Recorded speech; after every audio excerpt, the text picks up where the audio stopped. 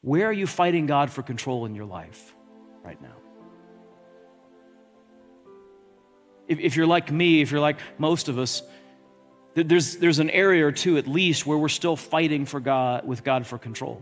It may be that God's calling you to let go of something. Maybe it's something bad. Maybe there's a sin in your life that God's calling you to let go. Maybe it's something good that you're holding on to, and he says, I've got something better for you, but you're going to have to trust me. You're going to have to let me rule.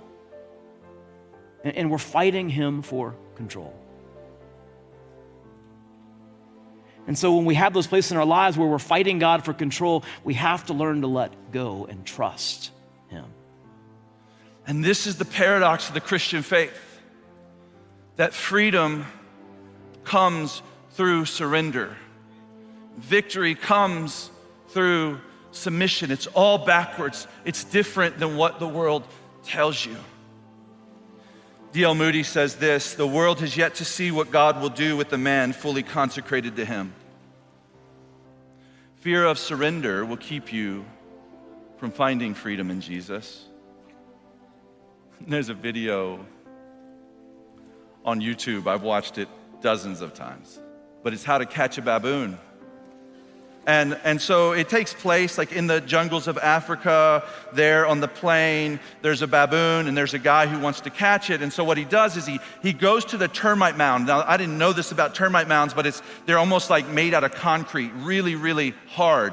And so he goes and he drills a hole in the termite mound, and the baboon's just watching him. They're really curious animals, evidently. And he takes this little silver trinket, like a little silver ball or bell or something, and he places it in the hole, and the baboon sees the whole thing go down. The man walks off, baboon climbs down the tree, walks up to the termite mound, puts his hand in, grabs it, but can't get his fist out, right? And so the man then walks up to the baboon, approaches the baboon. Baboon begins to go crazy. He starts squealing and screeching and flipping. It's like he's gonna rip his arm off. He can't get his fist out. All he has to do is let it go. And the man just slips the noose around his neck and takes him to captivity.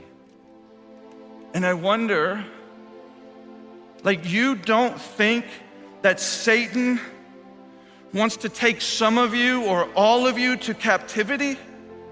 Using the thing that you're afraid to let go? You think he doesn't want to keep you a slave to sin? It's time to give it up.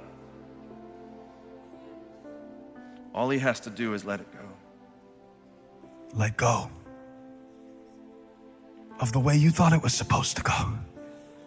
Let go. Sometimes it is a letting go that feels like death, but it's really a blessing. The blessing of letting go. Letting go. What is it that you're trying to control that God wants you to surrender? Our God can do way more through your surrender than you can ever do through your control. He can do way more. That which is on your heart is always better in his hand. You don't always have the power to control, but you do always have the power to surrender. And I promise you, God can do way more through your surrender than you can ever do through your control. Surrender means not my way, but God's way. I wonder what God would call you to surrender today. I wonder if God's already speaking to you and calling you to surrender something to him. And it's time to say to God, God, not my way, but your way. I surrender this to you. I'm gonna be real and open and honest about this struggle, and I'm gonna get through it with you. I'm not gonna try to do it on my own anymore. Will you let God be God? Will you let God be God? But we've got to learn how to lose control. Honestly, I would much rather know that I've got a God who is awesome, who's mighty, who's powerful, who's great, who is indescribable, knowing that I have him be in control versus me having stuff in my hands and trying to control it. Because in my hands, I guarantee you, I'm gonna mess it up. but in his hands, it's gonna be all right. Just trust God and let be what's going to be. Then I can reflect on the fact that, hey, if God be for me, then who in the world can be against me? And even though things don't look like how I want them to look, and even though I don't feel how I want to feel, and even though I don't got the most money in the bank, here's what I am gonna do. I'ma still remain faithful and obedient. Because I know I can sit back, trust God, because if this is where he has me, then there must be something for me. One of the lessons that I learned was how to sit and trust. Sit and trust. Because some trust in chariots, some trust in horses, but we trust in the name of the Lord our God. People will let you down. Companies will fail. The government won't keep its promises, but God will never let you down. God will never fail. No matter what you are going through or what you do go through, place your trust in Jesus. When you are in the middle of unimaginable circumstances and it feels like all hope is lost, trust in him. Cling to his word. Look at his track record. What he has done before, he can do again. He was faithful then, and he is faithful now. The Lord is faithful. He keeps his promises. You can trust him. We serve a promise-making, promise-keeping God who can do the impossible. You can trust him. And if I could hope for you to leave here this morning with one thing, it would be this: to start trusting God with things that you've been trusting yourself with.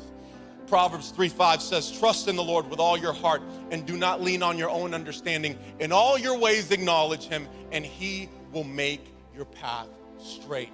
That word trust in that verse basically comes from the meaning of putting your full weight on something. And if I know this will help you should write this down. Since God sees all, you can trust him with all of you. God sees your frustration. And I just tell you can trust him with all of you. God sees your health condition. You can trust him with all of you. God sees your mental health. You can trust him with all of you. God sees the challenging home dynamics. You can trust him with all of you. God sees the tension between your friendships. You can trust him with all of you. Keep praying to God because he sees you. If you want to follow Jesus, if you're going to completely surrender to him, it requires saying, I'm going to give you everything. All of it. Jesus, I surrender my life to you. I give you all that I have and all I am. I trust you. I want you to think of that, your biggest problem. Your biggest problem right now. You know, the thing that wakes you up in the middle of the night, the thing you wake up stressed about in the morning, the thing that you're biting your nails for, that you're constantly anxious about, that big problem that you don't see a solution for. You've got that pictured in your mind right now. Okay, now what I want you to do is come into that position of surrender where you're raising your hands and you're closing your eyes. Raise your hands like this. I surrender. And then I want you in your mind's eye to picture yourself walking up to the cross and laying that big problem down at the foot of the cross.